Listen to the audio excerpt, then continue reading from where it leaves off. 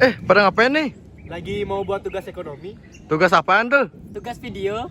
Kalau gitu, ayo perkenalan dulu. Yuk. Perkenalkan, nama saya Dewi Ketut Abirma Wibawa, absen 2. Perkenalkan, nama saya Rizky Jilo Putra, nomor absen 4. Perkenalkan, nama saya Igede Kasudharma Putra, nomor absen 5. Oh ya, kalian belum perkenalan ya? Perkenalkan, nama saya Kadek Agus Wibawa, nomor absen 6. Perkenalkan, nama saya Ima Dede Nugawardana, nomor absen 7. Perkenalkan, nama saya Inyoman Wiratayana, nomor absen 9.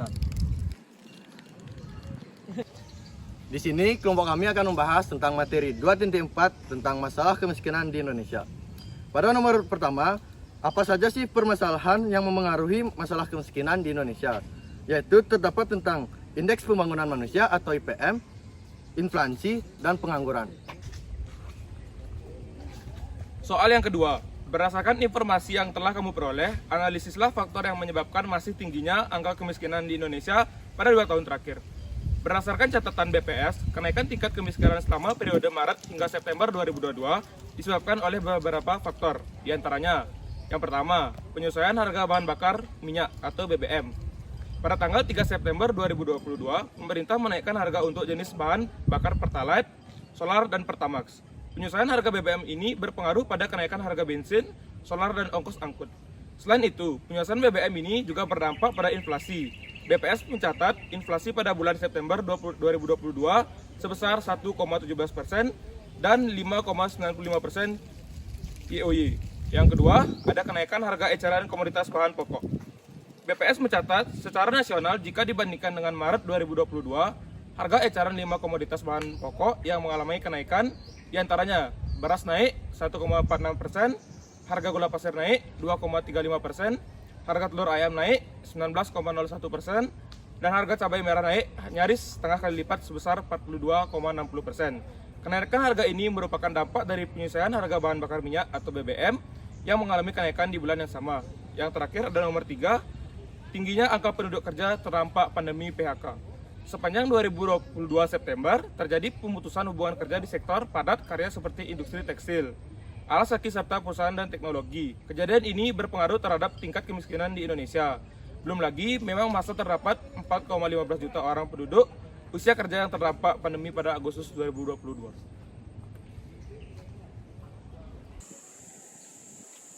Soal nomor 3, ada upaya pengentasan kemiskinan di Indonesia. Berikut 4 upaya untuk mengatasi kemiskinan yang ada di Indonesia. Yang pertama ada bantuan BBM. Memberikan bantuan sosial dalam bentuk bantuan langsung tunai atau BLT dan bantuan subsidi upah atau BSU. Menjamin stok BBM tetap aman sampai akhir tahun dan mengawasi penyaluran BBM ke masyarakat. Yang kedua ada operasi pasar. Pemerintah melalui Kementerian Perdagangan dan Badan Urusan Logistik atau Bulog menggelar operasi pasar di berbagai daerah untuk menstabilkan harga bahan pokok seperti beras, minyak goreng, dan gula. Operasi pasar ini dilakukan dengan menyediakan komoditas bahan pokok dengan harga subsidi, sehingga masyarakat bisa mendapatkan kebutuhan pokok dengan harga yang lebih terjangkau.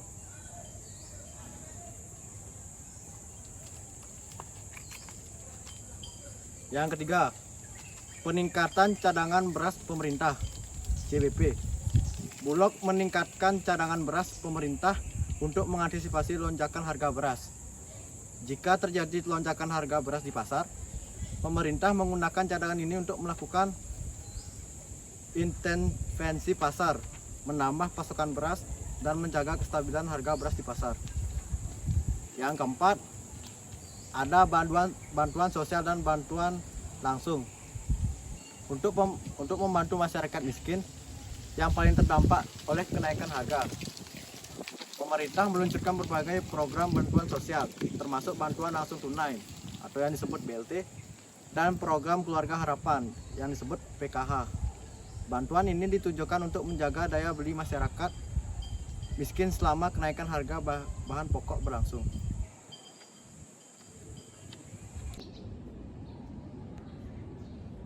Yang terakhir, berikut 5 provinsi dengan persentase penduduk miskin tertinggi per September tahun 2021.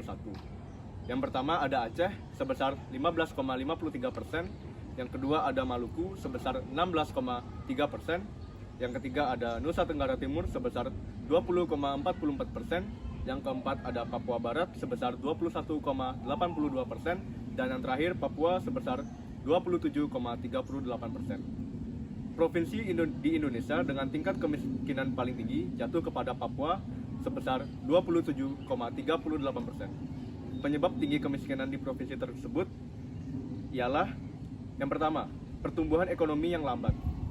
Meskipun ada beberapa peningkatan, pertumbuhan ekonomi di Papua masih berada di bawah rata-rata nasional. Hal ini menghambat penciptaan lapangan kerja dan meningkatkan ketergantungan pada bantuan sosial. Yang kedua, tingkat pengangguran yang tinggi. Pengangguran terbuka di Papua masih tinggi, yang berkontribusi signifikan terhadap angka kemiskinan. Data menunjukkan bahwa meskipun ada penurunan sedikit dalam pengangguran, angka ini tetap menjadi tantangan besar.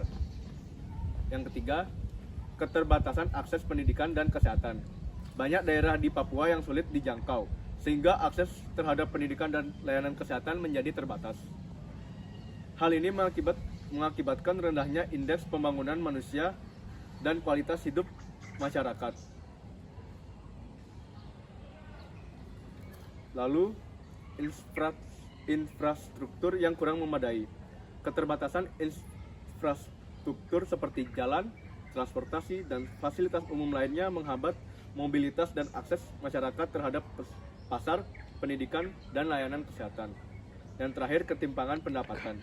Meskipun ada pertumbuhan ekonomi, distribusi pendapatan yang tidak merata juga berkontribusi pada kemiskinan.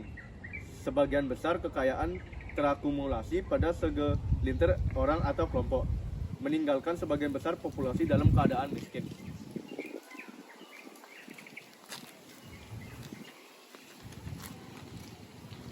Selanjutnya, ada solusi untuk mengurangi tingkat kemiskinan tersebut. Yang pertama, program pelatihan dan peningkatan kapasitas SDM. Melaksanakan program pelatihan keterampilan untuk meningkatkan kapasitas sumber daya manusia atau SDM agar masyarakat dapat bersaing dalam dunia kerja.